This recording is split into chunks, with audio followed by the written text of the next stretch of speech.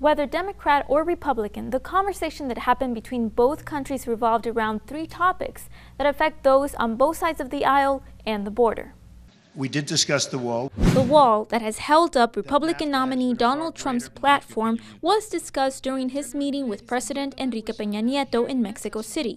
In the U.S., Democratic U.S. Representative Henry Cuellar calls the solution outdated. Do we need to do more? Definitely we need to do more. But a wall is a 14th century solution to a 21st century problem. Yet, some members of the GOP, like Republican Chair Randy Blair, are not interpreting this wall as a literal one. I don't know if he is strictly calling it brick and mortar.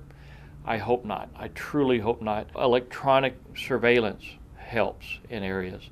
Manpower definitely helps. Another cornerstone for Trump. Illegal immigration is a problem for Mexico as well as for us. Yet, reports indicate a downturn. In 2000, 1,676,438 were apprehended by Border Patrol. 15 years later, that went down to 337,000 with 117. Laredo's numbers also saw a similar decrease of about 67%. Cuellar partially credits U.S. money invested into Mexico's Southern Strategy program. With those $80 million, Mexico started securing the southern border. Did you know that in that following year, 1 year period, the Mexicans actually stopped more people coming into Mexico that were coming to the U.S. than what the U.S. Border Patrol did? Blair hopes Trump's radical immigration plan to deport millions of undocumented immigrants from the U.S. is altered.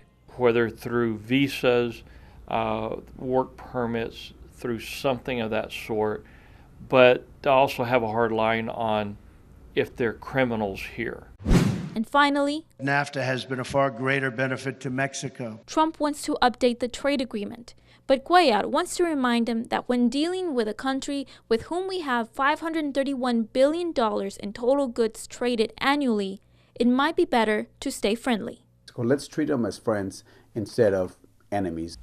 Although Trump says they did not discuss who would pay for the wall, Peña-Nieto says differently. In a tweet, he posted that they did discuss this at the beginning of the conversation, and he made it clear that Mexico would not pay for it. For KJNS, I'm Valerie Gonzalez.